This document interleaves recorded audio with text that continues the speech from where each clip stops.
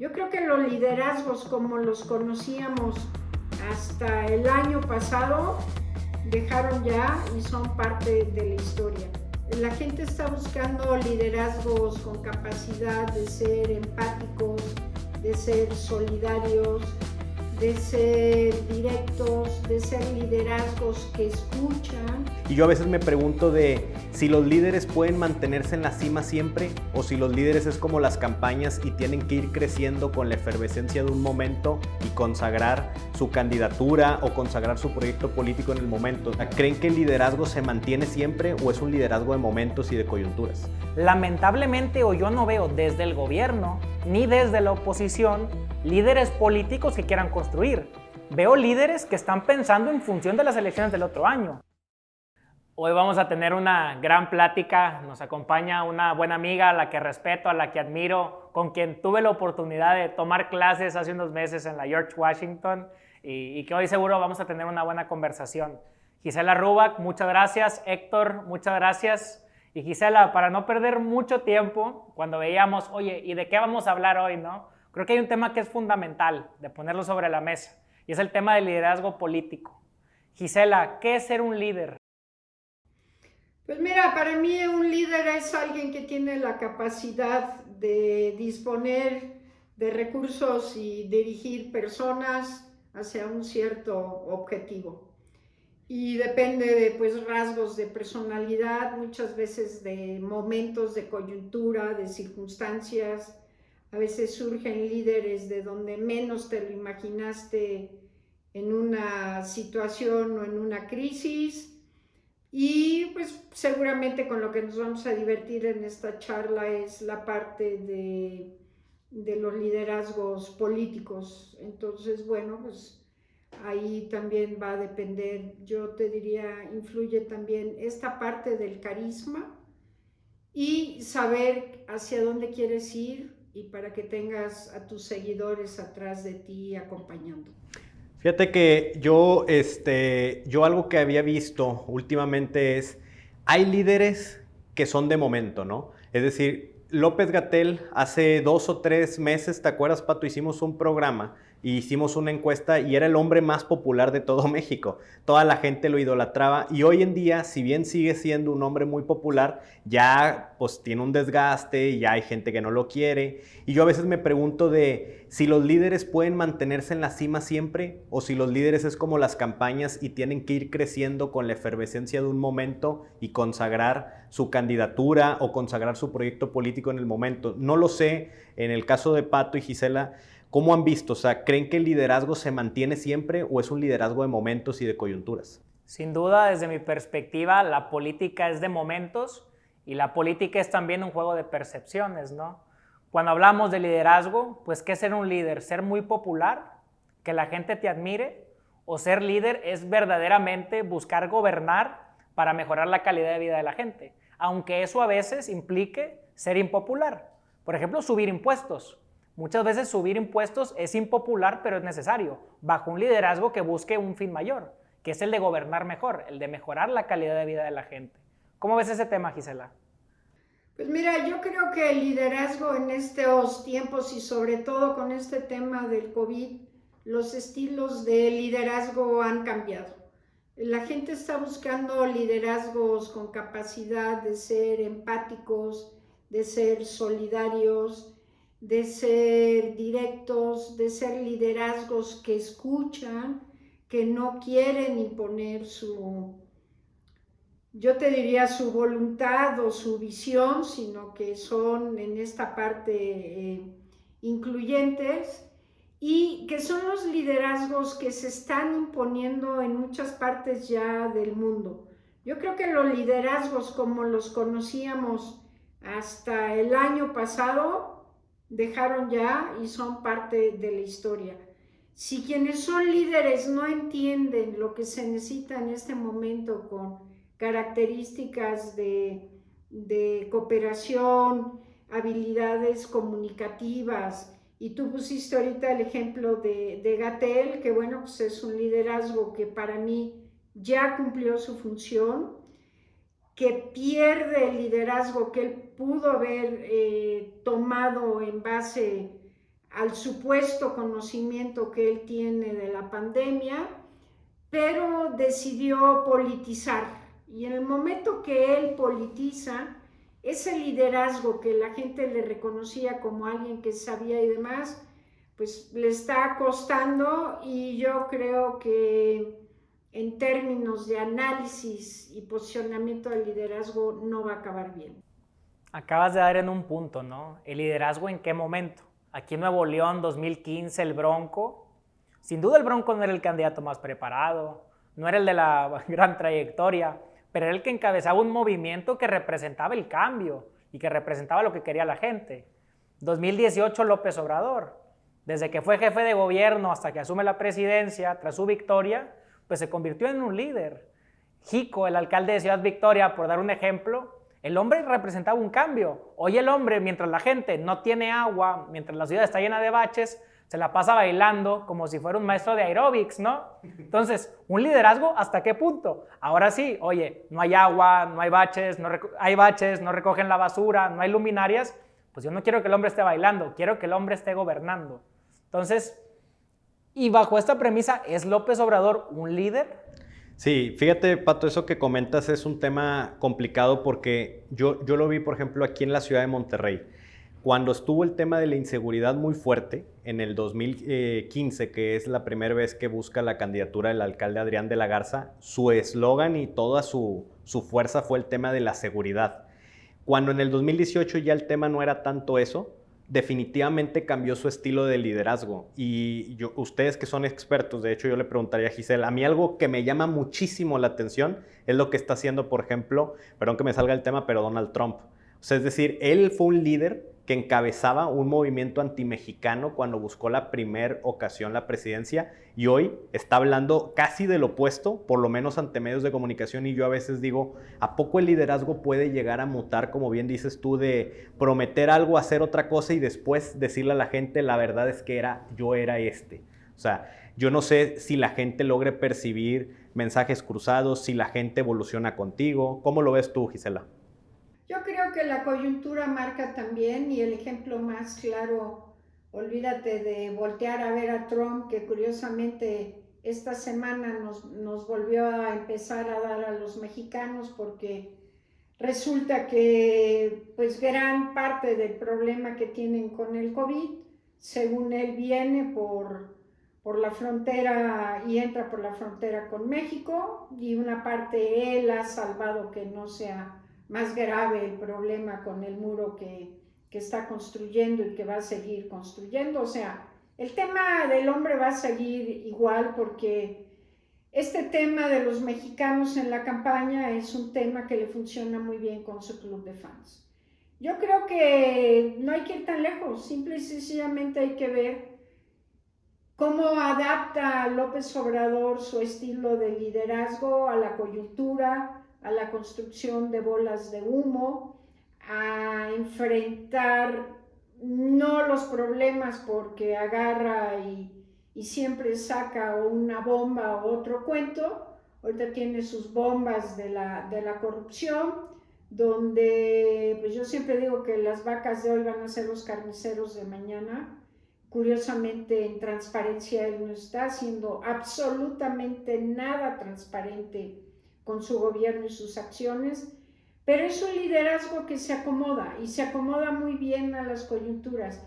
Y yo creo que esa es también parte de la habilidad que tiene que tener el líder, de ver su club de fans para dónde se está moviendo. A él no le importa lo demás, a él lo único que le importa es su club de fans, con los cuales pueda conseguir los votos suficientes el año que entra para mantener la mayoría en el Congreso, ganar la mayoría de las gubernaturas y obviamente ganar más de 16 congresos locales en el país, para hacer del 21 al 24 lo que quiera y como lo quiera. Entonces se va a ir acomodando, y además lo vemos como a las 7 de la mañana dice una cosa, a mediodía dice otra, en la tarde graba un video y dice otra, y así está. Pero es este tipo de liderazgo que sabe detectar, que sabe acomodarse, y yo te diría que un liderazgo bien oportunista.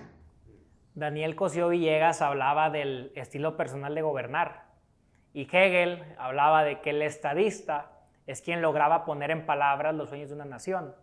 Si lo pensamos desde esta perspectiva, pues el ser un líder político, el ser un gran gobernante, un estadista, pues depende de la percepción que tiene la gente sobre tu trabajo.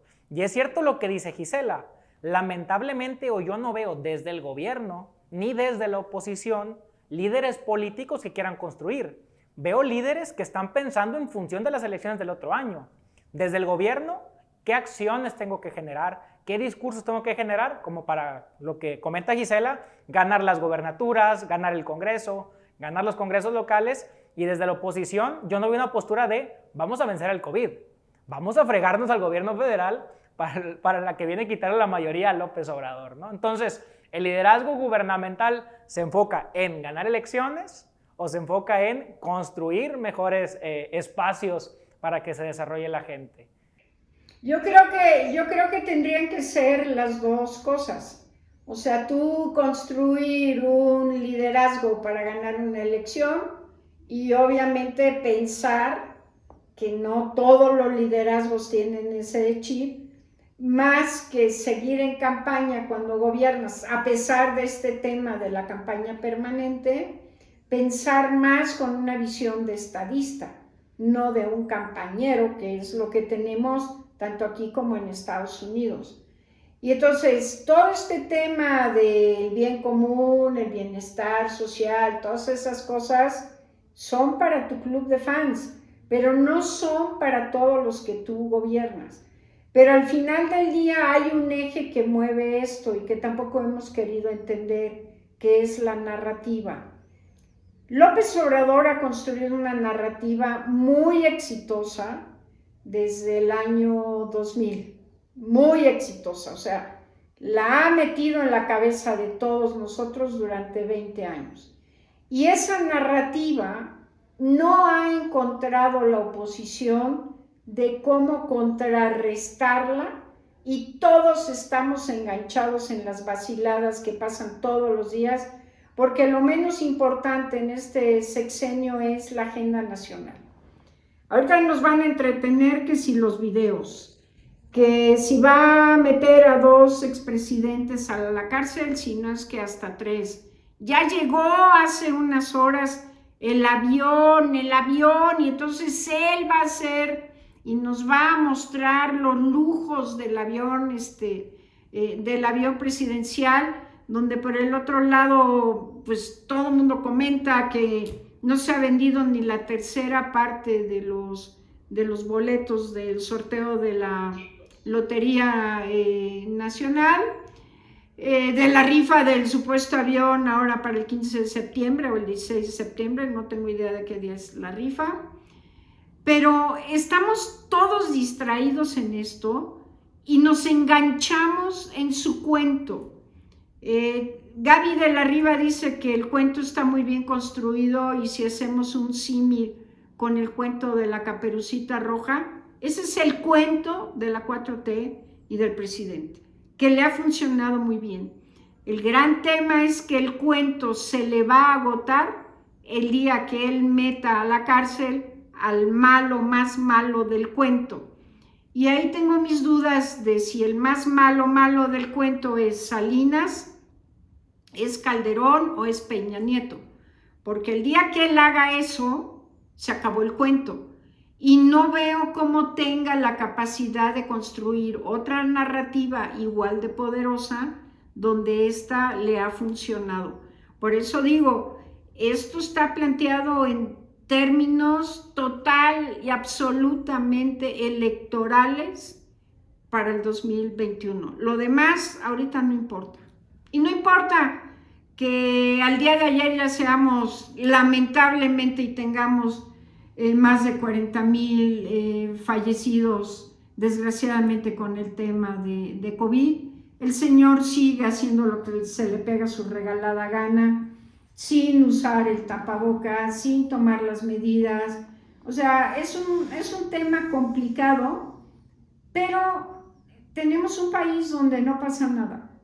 Y los pronósticos que nos han dado los que saben y han corrido los modelos y todo lo demás para el caso de México, pues nos están diciendo que para el mes de septiembre México va a rebasar la cifra de más de 100,000 fallecidos con el tema de COVID.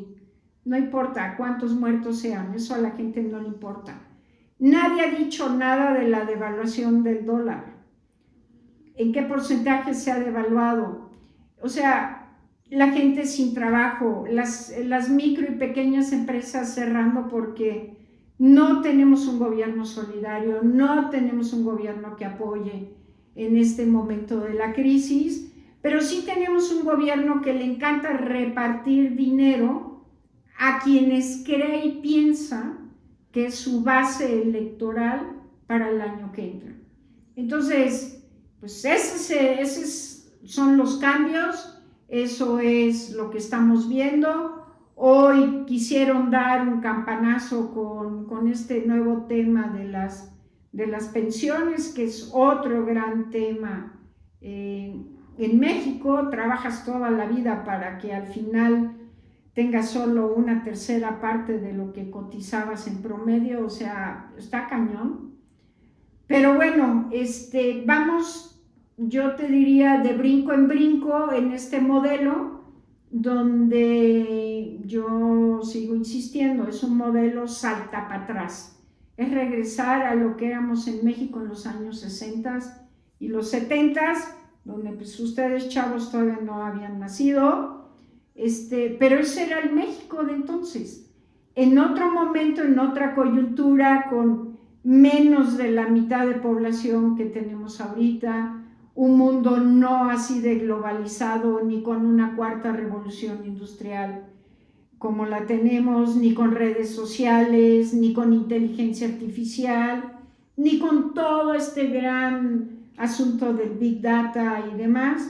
Pero bueno, es en donde estamos, va a depender de cada uno de nosotros el 2021, si queremos que ese modelo sea el que siga imperando los próximos años, pues dejémonos de quejar, remanguémonos la manga, como digo yo, y pongámonos desde nuestra trinchera a hacer lo que tengamos que hacer, o que nos llegue la resignación y pues a darle.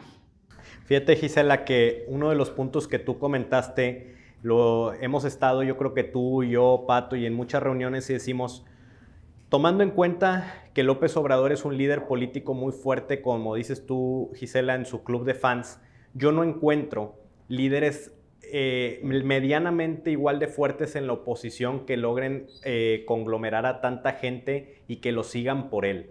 Es decir, yo que me dedico pues obviamente a hacer encuestas, veo que en los estados la marca PAN es la más cercana, la que podría llegar a competirle ciertos espacios, pero lo es la marca.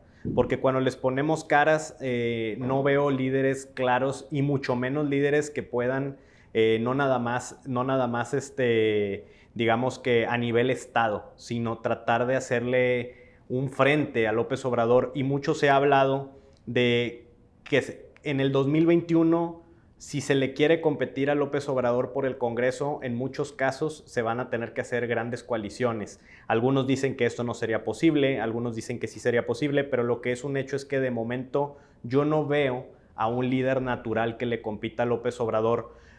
Un comentario que he recibido y que he estado platicando es, ¿qué hubiera pasado si Ricardo Anaya nunca hubiera quitado el dedo del renglón?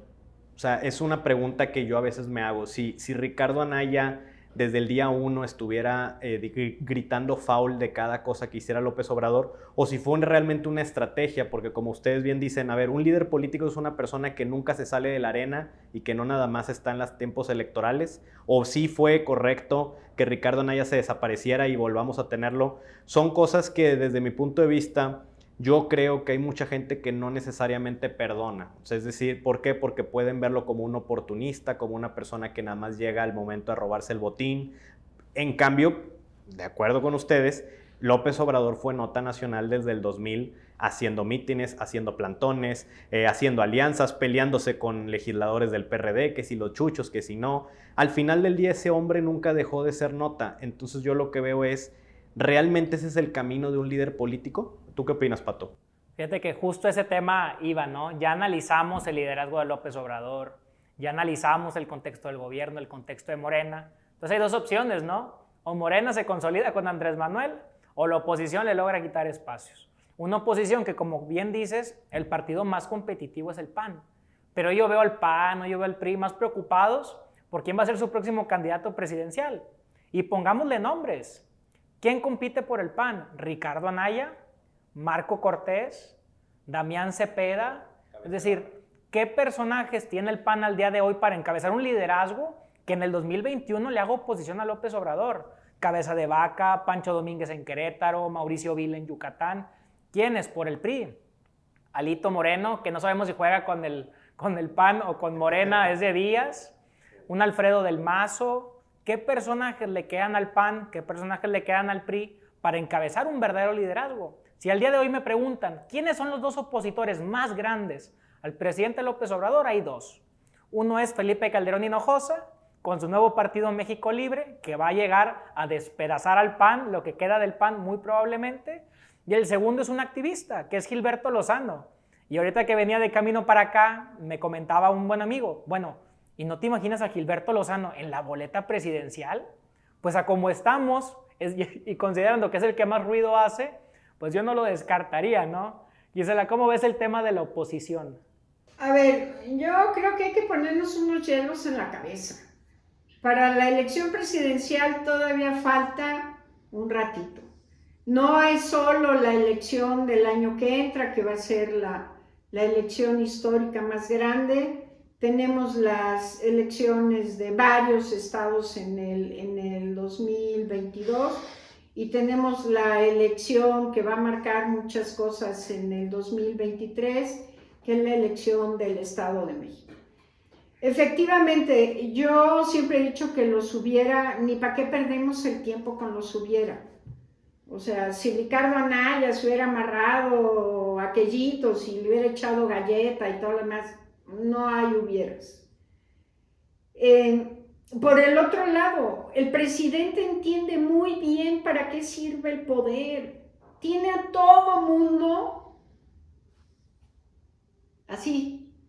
O sea, nadie se atreve a brincar y demás porque o le cae el SAT o porque le cae todo lo que le puede caer, te cae encima, porque además, pues para eso es el poder. O sea, yo también sigo insistiendo, pues, esos que se quejan de veras piensan que es algo nuevo lo que está haciendo este personaje, no. Pero sí creo que las formas es un tema que en las formas, yo te diría, Calderón y Peña Nieto eran suavecitos comparado con lo que estamos viendo y cómo se está ejerciendo el poder. Nadie habla de la militarización del país, nadie. ¿Por qué? ¿A qué le tienen miedo? Ya entregó prácticamente todo, ya nada más falta que le dé al ejército el INE. Todo lo demás ya lo controla el ejército. En su gran mayoría. ¿Quién dice algo?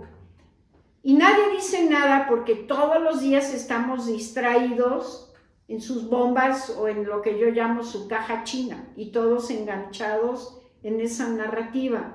Yo cada vez les insisto más, si quieren entender de qué se trata, lean a George Lakoff con su libro No pienses en un elefante.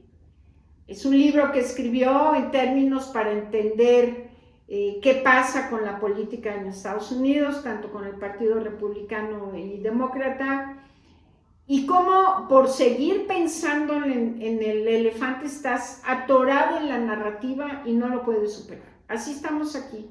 Y no necesito decirles quién es el elefante en este caso. Yo tampoco veo liderazgos, ni siquiera liderazgos locales, porque nada más asoman la cabeza y pues, sale la aplanadora.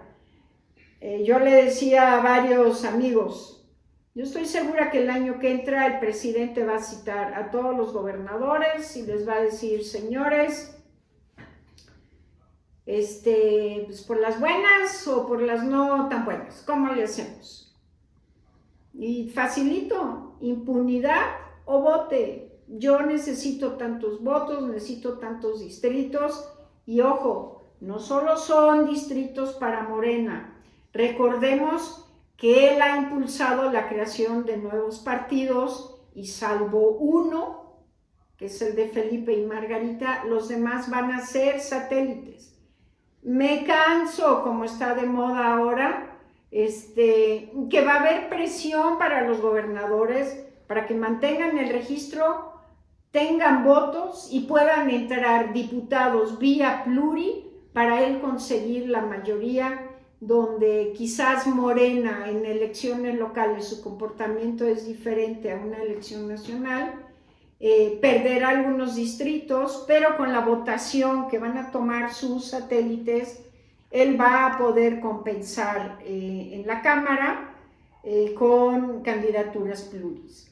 Entonces, todo está fríamente calculado, nadie dice nada de cómo está estructurado ya la maquinaria electoral, una maquinaria electoral mucho más afinada que como operaba el PRI, con sus 32 delegados, tiene 266 coordinadores de distrito. Estas coordinaciones de distrito no nada más tienen que ver con el que baja y maneja todos los recursos, tiene que ver con la Guardia Nacional, tiene que ver con la Fiscalía, tiene que ver absolutamente con todo. Esta estructura está controlada desde la presidencia, hay todo un personaje que controla esta estructura en todo el país. Los recursos, todos los recursos, programas y demás que baja el gobierno se bajan por esta estructura, insisto, es algo que lograron afinar y hacerlo mucho más eficiente y efectivo que como trabajaba el PRI, y que esa es su apuesta para obtener la meta que ellos se propusieron para el año que entra de una o de otra manera. Y por el otro lado, como tú lo decías, Pato, no hay un liderazgo que lo enfrente, y además es un grave error atacarlo de frente. Cada vez que tú lo atacas de frente, su club de fans, lo único que haces es volverlo a unir. ¿Qué es la debilidad del presidente? Su gobierno y los resultados que está dando su gobierno. Esa es su gran pata coja. Pero todo el mundo se engancha queriéndole pegar a él, donde es perder el tiempo. No hay manera de que, como él siempre lo ha dicho, ni se despeina ni le quitas una pluma a su gallo. Fíjate que justo lo que comentabas, lo hablábamos hace 2 semanas, porque todavía hay mucha gente, políticos que dicen, no te apures, sí Morena encabeza las encuestas, pero el PRI gobierna en 8 de los estados que se van a competir, ¿no? Y si no me equivoco, el PAN en 4. Los gobernadores, los alcaldes van a trabajar, van a operar, van a utilizar los recursos, sus maquinarias.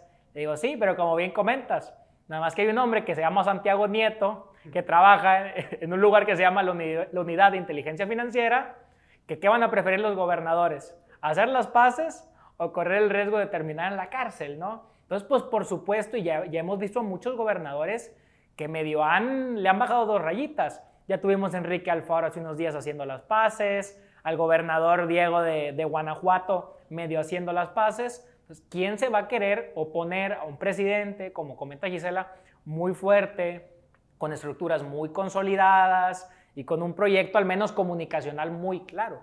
Pero entonces, ¿qué hace? ¿Qué hace el PRI? ¿Qué hace el PAN? ¿Qué hace México Libre? ¿Qué pueden hacer? Y yo le pregunté a Héctor, ¿qué te imaginas que pueden hacer los partidos de oposición para competir el próximo año? Como dices, pues vamos pensando de aquí al próximo año, ¿no? Luego ya vamos al 2022, al 2023 y vamos avanzando. Fíjate que yo me quedo con una de las primeras pláticas que tú dabas, Pato, porque esta pregunta no la hemos podido responder desde el 19, es decir, ¿qué puede hacer la oposición para empezar a meter las manos? Tú comentabas en una de las pláticas que era empezar a competir por espacios, no pensar en quererse comer todo el pastel, sino empezar a bollarle, como dicen, la corona en ciertos estados de la República para desde ahí empezar a crecer su proyecto. Y sí es cierto lo que dice Gisela, que a lo mejor debemos de dejar de pensar en el 24 y pensar en el 21, en el 22 y en el 23, y que la oposición lo vea como aduanas.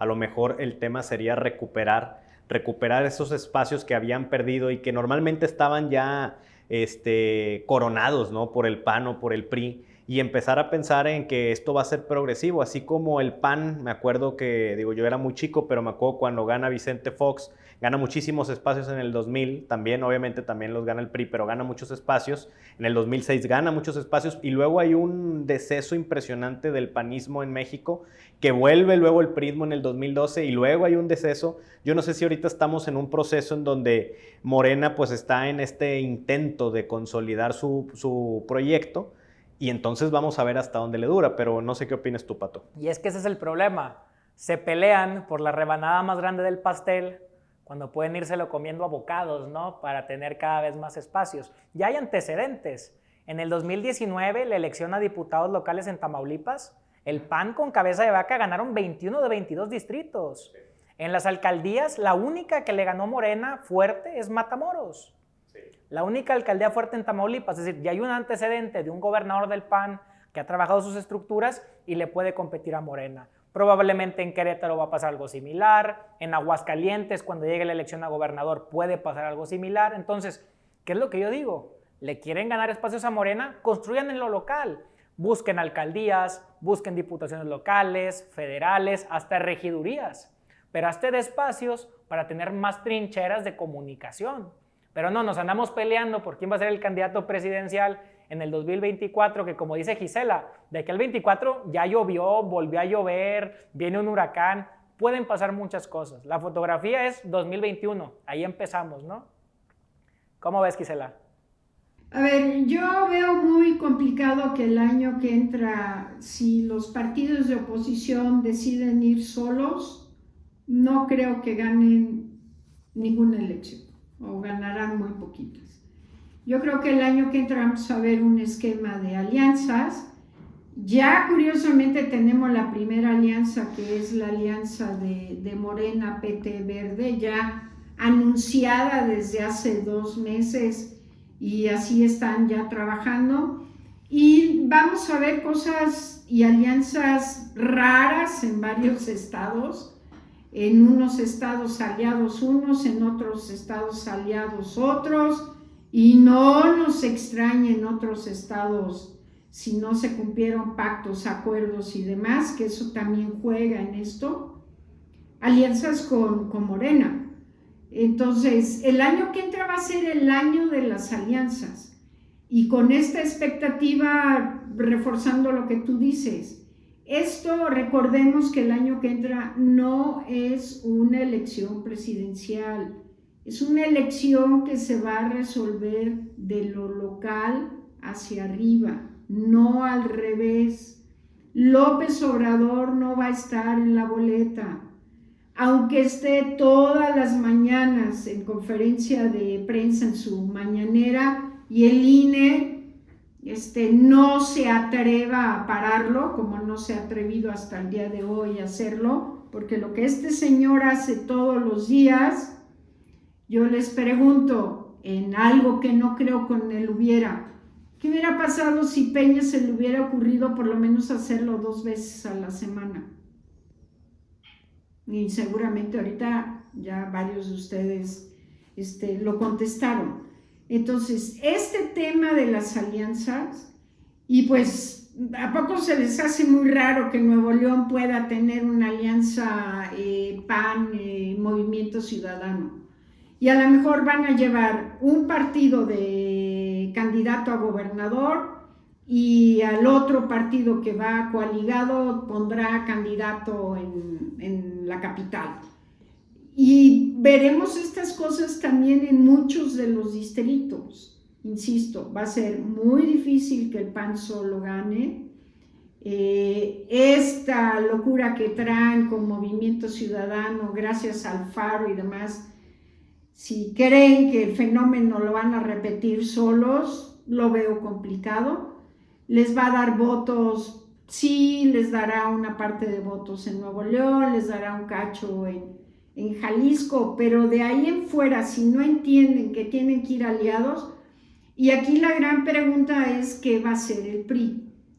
Y conociendo a Alejandro Moreno, Alejandro es muy práctico, muy pragmático y hará lo que tenga que hacer en lo que el PRI defina de qué posiciones quiere ganar, qué posiciones quiere mantener, pero recordemos que los gobernadores priistas también van a tener voz en su proceso electoral. Entonces, pues ahí se van a conjuntar y se van a conjugar muchas cosas, pero de que vamos a tener alianzas, va a haber alianzas, insisto, hasta de quien menos imaginen.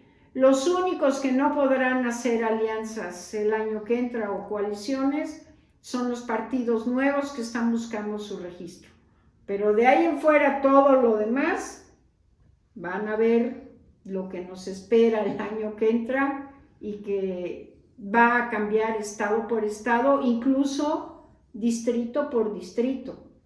Y ahí la comunicación va a ser fundamental, va a ser quizás lo más importante de la campaña, porque ¿cómo le vas a explicar al ciudadano, vota gobernador PAN-PRI, pero vota alcalde nada más PRI, porque el candidato del PAN es un corrupto, ¿no? O vamos en Nuevo León todos juntos, pero en el otro estado son unos corruptos los del partido con los que estoy aliado, ¿no? O sea, ¿cómo puede jugar un PAN a aquí vamos con PRI, construimos, pero los priistas son corruptos en el municipio de al lado? O sea, ¿y cómo el ciudadano va a entender en una boleta, ok, voy a votar la alianza PAN-PRI, nada más que aquí no van juntos y me puedo equivocar en qué partido tacho, ¿no? Entonces la comunicación ahí no va a ser fácil, pero de acuerdo en que van a tener que construir. Y segundo, lo dijo Gisela y lo hemos venido repitiendo, los partidos nuevos no se pueden aliar. Y Andrés Manuel tiene con qué jugar con sus nuevos partidos. Redes sociales progresistas, Fuerza Social por México, el nuevo PES, el Partido Encuentro Solidario, pero México Libre, y quizás con esa cerramos, Gisela. México Libre, yo insisto en que el mayor enterrador del Partido Acción Nacional se va a llamar Felipe Calderón Hinojosa, porque si él quiere ser plurinominal, si quiere que Margarita Zavala sea plurinominal, si quiere tener espacio, si quiere mantener el registro, si quiere obtener presupuestos, va a tener que sacar mínimo el 3%. Un 3% que puede significar la diferencia entre que Morena tenga la mayoría, entre que Morena se haga de alcaldías, entre que Morena se haga de diputaciones, se haga de gubernaturas. ¿Qué papel va a jugar Felipe Calderón? Y quizás con eso nos despedimos. Pues mira, yo creo que está por verse porque pues, todavía vamos a ver los super videos que tanto nos han platicado, contado y demás, donde bueno, pues los videos es más un tema mediático que un tema que efectivamente pueda tener validez en un juicio, hasta donde yo sé.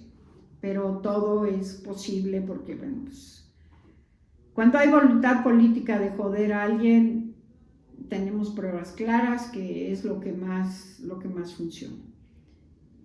Yo sí creo que el PAN puede ser una opción, pero yo tampoco daría por muerto al PRI, porque el PRI y su priismo viven, existen, están, y es cosa de que el PRI se ponga la pila, los vaya a tocar, recupere la mística que tenían los priistas con toda la andanada, porque ojo, algo que está generando esto también, que quizás López Obrador no lo ha calibrado muy bien, es que el priismo está enojado con esto, porque yo te puedo garantizar que más del 90% del priista no andaba en esos enjuagues.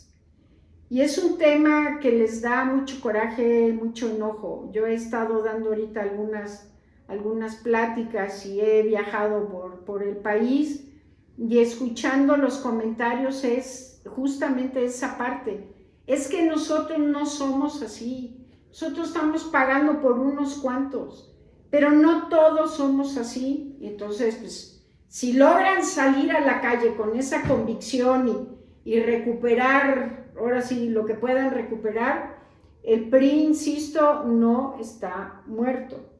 Que lo den por muerto es otra cosa, pero vuelvo a insistir, tenemos que entender las coyunturas locales y esta es una elección de coyunturas locales, más que de tema nacional. Y en lo local hay muchos lugares donde hay mucho enojo con el presidente y con su gobierno. Entonces, ¿cómo lo va a aprovechar la oposición? Pues ese es el reto. Y cómo se van a aliar y qué van a negociar y cómo lo van a comunicar, yo te diría, Patricio, eso viene después. Primero es cómo van a hacer sus alianzas y luego cómo van a salir y le van a decir y se lo van a explicar a la gente, porque a la gente hay que explicarle cómo tiene que votar. Lo vimos en la elección del 18, lo vimos en la elección del 12, lo vimos en la elección del 15. La cantidad de distritos que perdió el PRI, donde iba en alianza con el Verde, y en muchos distritos donde no iba en alianza por el Verde, la gente votaba por PRI y Verde, y pues eran votos nulos. Entonces, todavía, insisto, nos falta ver muchas cosas. Yo creo que la historia no está escrita. Lo que sí es claro, seguimos con un México totalmente polarizado, donde la mitad es club de fans del presidente, la otra mitad no es parte del club de fans, pero esa mitad está dividida. Y pues hay una máxima por ahí que dice divide y vencerás, y eso es a lo que le apuesta el propio presidente. Pues no damos por muerto al PRI. Creo que primero ellos tienen que no darse por muertos. Yo también he tenido la oportunidad de darle charlas a priistas en las últimas semanas y les digo, dejen de ser institucionales. Aquí les decimos los guerrilleros del WhatsApp, ¿no? En corto, friegue y friegue y friegue. Bueno, salgan y díganlo a las cámaras, suban a las redes sociales y dejen de felicitar a sus delegados por sus cumpleaños todos los días, ¿no? Y sí, hay dos estados, lo dicen las encuestas de Poligrama que se han venido haciendo, donde el PRI es competitivo al menos. Uno, Sonora, con una gobernadora fuerte, Claudia Pavlovich, y otro que es Sinaloa, con Quirino Ordaz, que es el gobernador mejor evaluado del país, ¿no? Entonces, bueno, Gisela, encantado, qué buena plática, muy pragmática. Muchas veces nos ponemos a analizar la política, pero pues al final la política es como las matemáticas, ¿no? O las elecciones son como las matemáticas. Gana el que junta un voto más que el otro. Vamos a ver qué indican las matemáticas el próximo año. Héctor, encantado. Y Gisela, otra vez, muchísimas gracias. Muchas gracias, un gusto a darle y créanme que todavía nos falta ver muchas cosas para llegar al primer domingo me parece, de julio, que es la elección, y también ver cómo evoluciona este tema del COVID. Por favor, cuídense, es una cosa seria, usen el tapabocas, no es un artículo para tenerlo guardado, mantengan su sana distancia y a darle. Esta historia continuará, ¿no? Ya lo volveremos a platicar en un año. Gracias, Gisela.